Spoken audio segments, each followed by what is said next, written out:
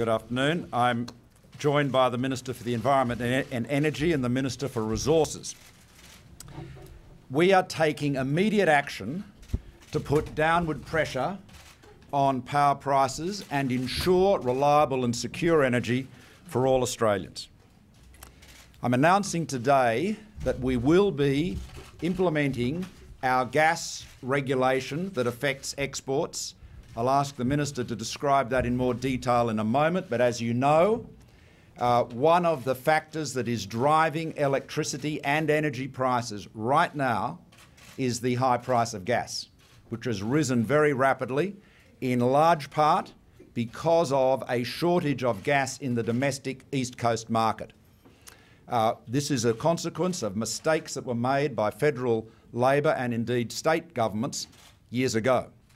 We're addressing that, so the Minister will properly advise, and after consultation, once he determines there is a shortage of supply in the domestic market, we'll be able to impose restrictions on exports of gas from the East Coast sufficient to enable the market, the domestic market, to be properly supplied. Now, the other measure that we're taking that has will have a very near-term impact on prices for the benefit of consumers is the abolition of the limited merits review. As you know, the network transmission companies, transmission and distribution companies, have the prices they can charge set by the Australian Energy Regulator. Now, unlike other utilities, like telecoms, like water, for example, they are able to have a merits review to the Australian Competition Tribunal, which they have regularly taken advantage of and have generally been successful to the tune, I think in recent years, Josh, of about $6.5 billion additional cost to consumers. So to protect consumers and to ensure consistency with other similar utility sectors, we will be taking steps to legislate to abolish the limited merits review. Now, the other matter I want to raise is a near-term but not an immediate issue. We know that we are going to see over the next years, 5 to 10 years, the retirement of large baseload generators, coal-fired generators. These are old plants that are expected to retire. Now, we need to ensure we do not have the same shocks, both to price and to security, that arose from the closure of, for example, the Northern Power Station in South Australia and the Hazelwood Power Station in Victoria. So what we are doing is we'll be asking the Australian Energy Market Operator, AEMO, to identify the existing and potential loss of continuous dispatchable baseload generation, talk to suppliers, energy suppliers and customers, particularly large-scale emissions-intensive industrial users, about what they need to do to secure future investment, and examine how much continuous power is needed in the short term to stabilise power prices.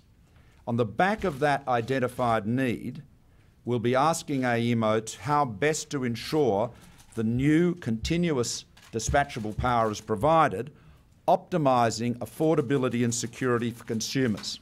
And I stress that. The object is to make sure that affordability and security are protected. And that advice from AEMO will include what, if any, support, including support from governments, is needed if new investment is to be secured. This is consistent with one of the recommendations in the Chief Scientist's review, and it underlines the way my government is taking the lead dynamically all the time to ensure that we protect the affordability and the reliability and security of energy for all Australians. Now, I'll ask Matt to talk about gas and then Josh to talk about LMR. Well, thank you, PM. As you've described, today we are announcing that we will be implementing a framework to provide us the power to licence gas exports. This is a significant action on behalf of the Commonwealth, but is a significant action in response to a significant problem. At the moment, we have 65,000 Australians that work in industries that have gas input costs of 15% or more in their businesses. These are large businesses like Incitec Pivot in Brisbane, like Uncle Toby's in regional Victoria, and like Googe Dry Cleaners as well. All of these types of businesses, from small to large, rely on having access to gas at an affordable price and electricity at an affordable price to provide these thousands of jobs. So we're acting to protect those jobs because gas for these businesses is a staple. It is the bread and milk of their business, and they can't substitute away from it. They need to have that in place. It is unsustainable for our country to be the world's largest exporter, but to be paying some of the world's largest prices for gas.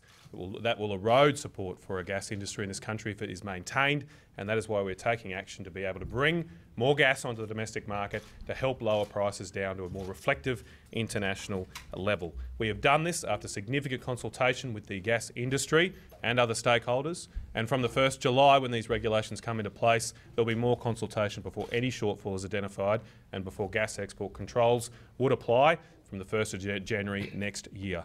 It is significant action, but it shows the commitment of this government to bring downward pressure on energy prices, to protect jobs and help households pay their bills. Thank you. Josh.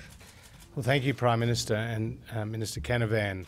The network costs, the poles and wires, make up nearly 50% of the household bill. And to date, as the Prime Minister said, consumers have paid an extra $6.5 billion in electricity costs because of the limited merits review process. We firmly believe that the Australian Energy Regulator is the best equipped body to make their decision. And we will be increasing the finance, the support for the Australian Energy Regulator by an additional $67 million over the next 4 years.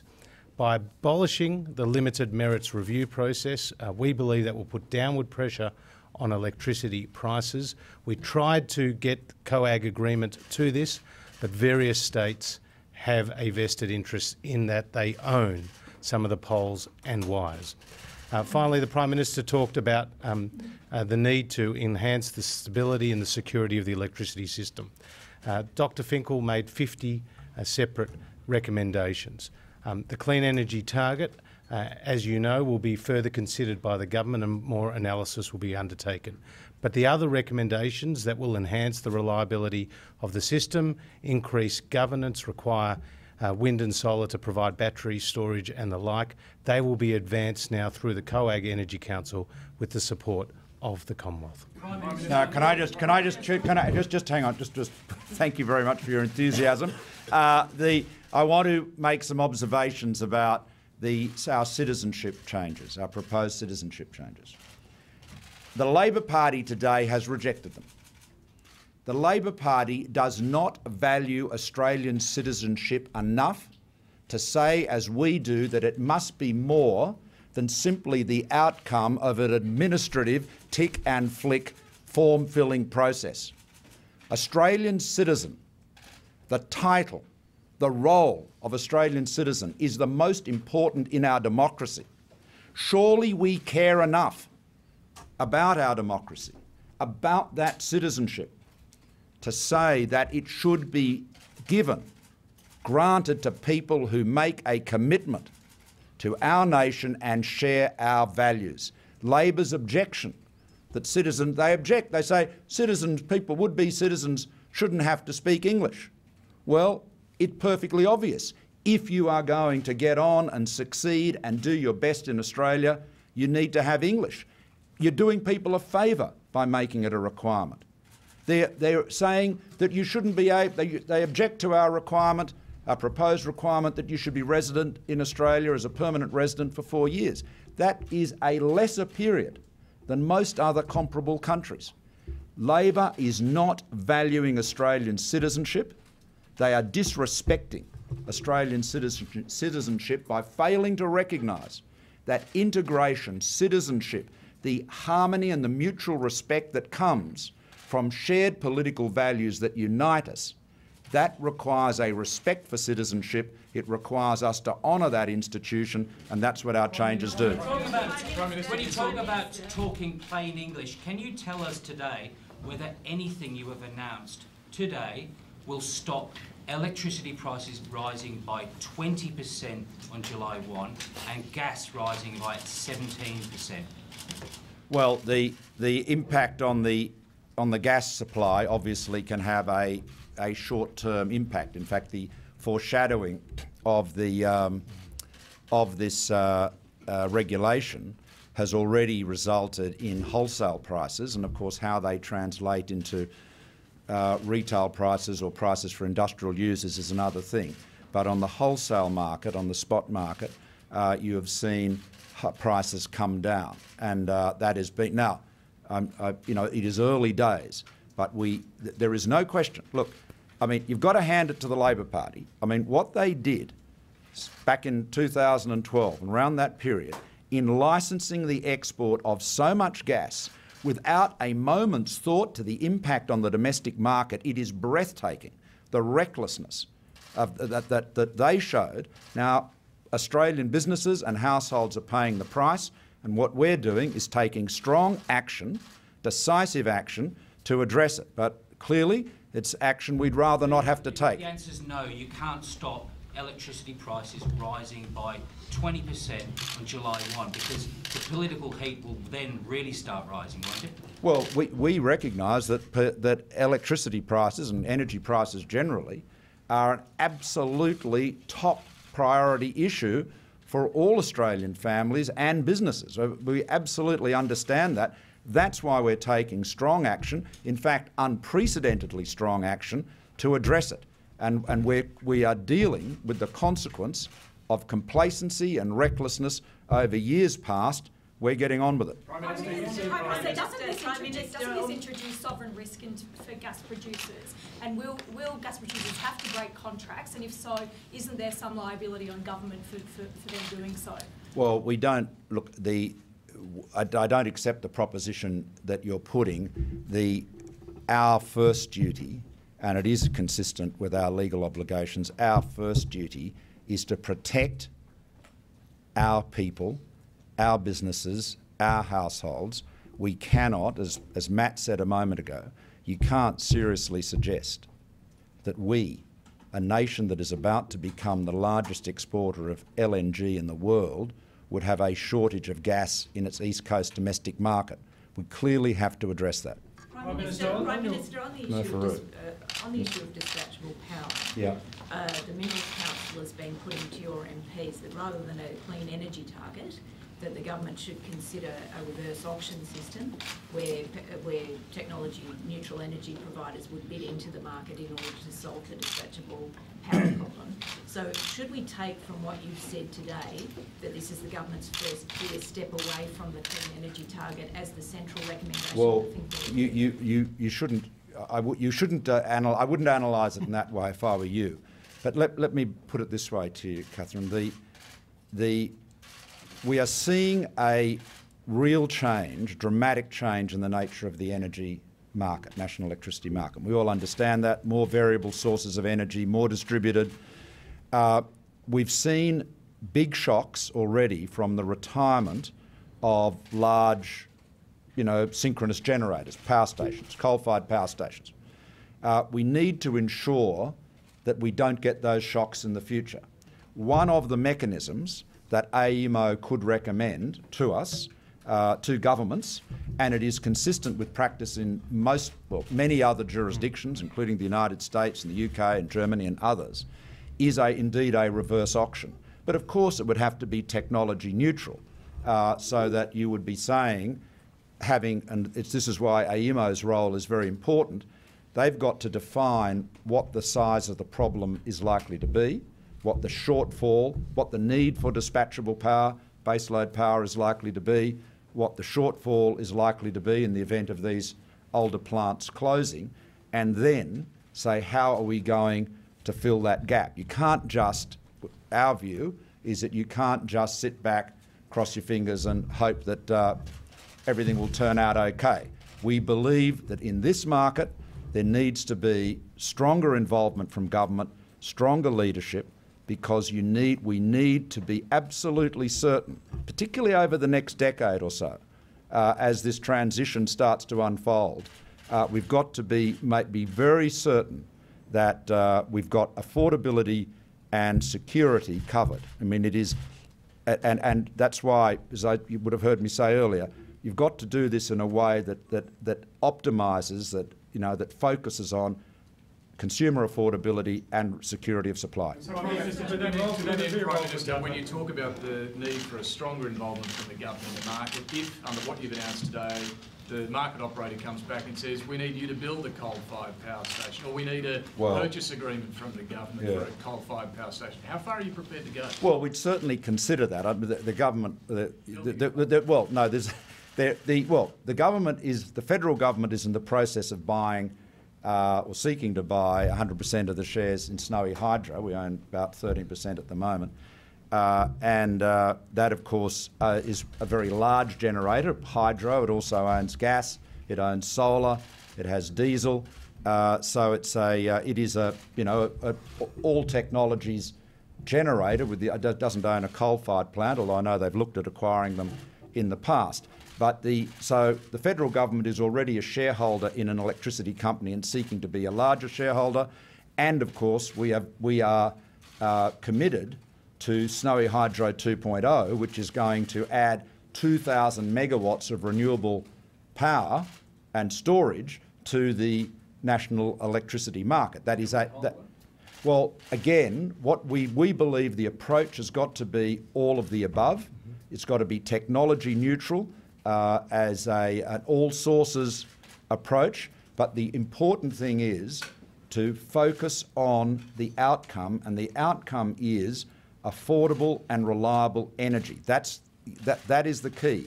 The means, there are different ways of getting there, and obviously you've got to optimise for affordability and security. The Council proposal talks about replacing the capacity of both Hazelwood and Liddell, which is going to close in 2022, I think. Yeah, that's forecast. So we're talking a short-term measure here.